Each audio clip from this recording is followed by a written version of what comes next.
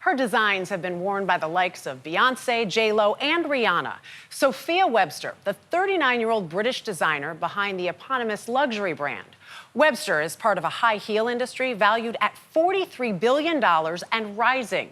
She found her footing with a playful yet feminine approach, jaw-dropping designs with prices ranging from around $400 to over $1,000, growing a single shoe line into a multi-million-dollar brand.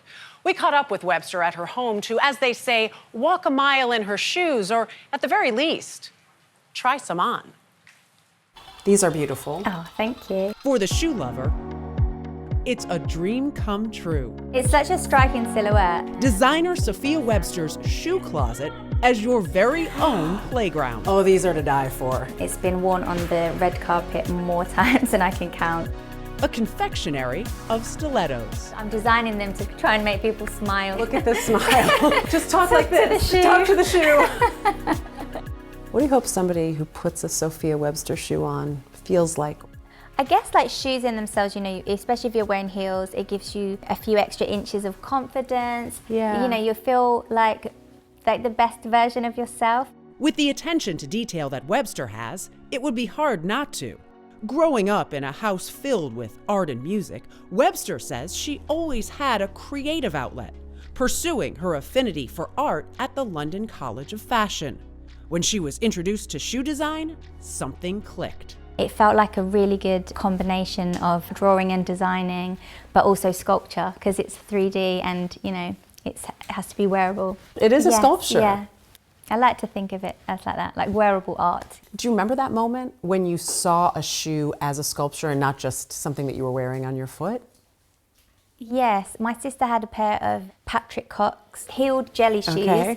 with a Eiffel Tower inside the heel. It was like a snow globe heel. I remember thinking like they were the most amazing shoes that I'd ever seen, so I was very inspired by those, yeah. Turns out, inspiration was always around, like in Webster's hobbies, freestyle disco dancing being one. You wear like very embellished, sparkly costumes. They have to be brightly coloured so you like catch the judge's attention. Putting unusual colour combinations together and the crystals as well. I've known the Swarovski colour card from when I was about 10. That sparkly seduction, a bit of a family proclivity, tied to her maternal grandmother, Nanny Peggy. She had this famous glitter suit that she would wear every Christmas day. And my dad would joke that he would have to hoover up after her. Nothing wrong with leaving some glitter behind. Exactly, Leave a little yeah. sparkle. Yeah, 100%. That was Nanny Peggy, yeah. From her paternal grandmother came the butterfly, that is now one of Webster's signature shoe adornments. She loved butterflies. She had like butterfly scarves, butterfly like brooches. She would write me like a letter every week whilst I was at college. And they always had butterfly stickers on them. She was a refugee in the Second World War, so she came to London from Prague. When she got to the UK, she was separated from her mum, and I think the butterfly's ability to evolve and adapt and grow and become something beautiful from a period of struggle really resonated with her. Webster credits her parents for instilling the tenacity and confidence she needed to pursue her career. In school, she learned from the likes of Manolo Blahnik, then honed her craft interning for Nicholas Kirkwood. In 2012, she earned a spot at London's Fashion Week thanks to a British Fashion Council sponsorship. It was a game changer. I think the collection, maybe I had like 40 different colorways, yeah, 40 shoes. What came of that? So that was fantastic. You know, just different stylists, editors seeing your collection, and then there's just started being like a lot of hype about the brand. Even more when a London-based stylist for Rihanna reached out for her client. And the shoe actually was I called it Riri, so I was trying to, you know, put it out into the universe. Right, channel it out there, yeah. In June 2013, the music mogul introduced Riri the Heel to the world, just as Webster was trying to get her first line off the ground. And she posted them on her Instagram and everything, so that was really like the first big sort of wow, you know, amazing moment for us. Yeah. To see Rihanna wear your shoe, what was that moment like? It was just very surreal. We just sort of started running around the office like screaming. And we shared the studio with the company downstairs, and I think they thought we'd seen a row. Because they were shouting up the stairs, "Everything okay?" We're like, "Yeah, just Rihanna's got shoes on." Yeah. More than okay. And when her debut collection was stocked by high-end retailer Net-a-Porter, Webster, a former fashion event waitress, says she knew she'd made it.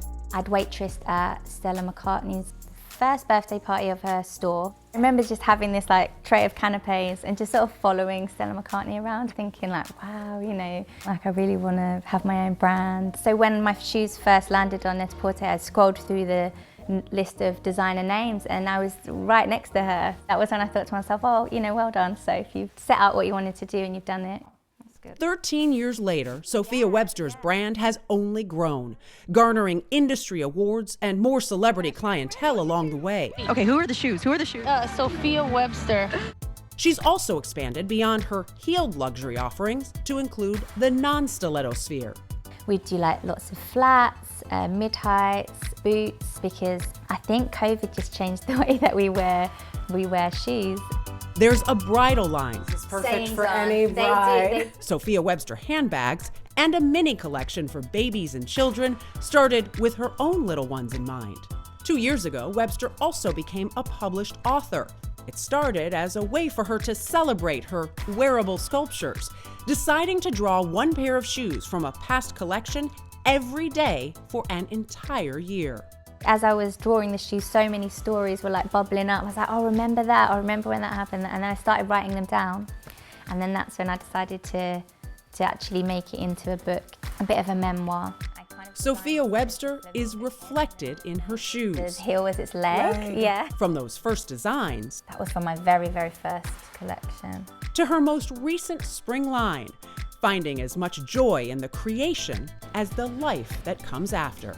It's so nice to see when people buy the shoes for like a special moment or some sort of significance. Or I have a pair of shoes that say Boss Lady on the front, and I get so many messages from women that have like bought them. The shoes have had a real special part in a moment. And also with the wings, I often see people graduating in the wings. So it's so sweet to see that they're like, you know, starting a new chapter, or they've got their wings. So that's, for me, that's really special, yeah. And I mean, just look at this detail. It's unbelievably beautiful. And when I learned the story behind the butterfly, going back to her grandmother and what that meant to her grandmother, it was just everything, because they are little works of art. It's amazing, right? I love that she knew to send this color palette. I'm just saying. For you. And by the way, in the book, all those designs that she drew. Well, You can find them here in the US, yes. there it is.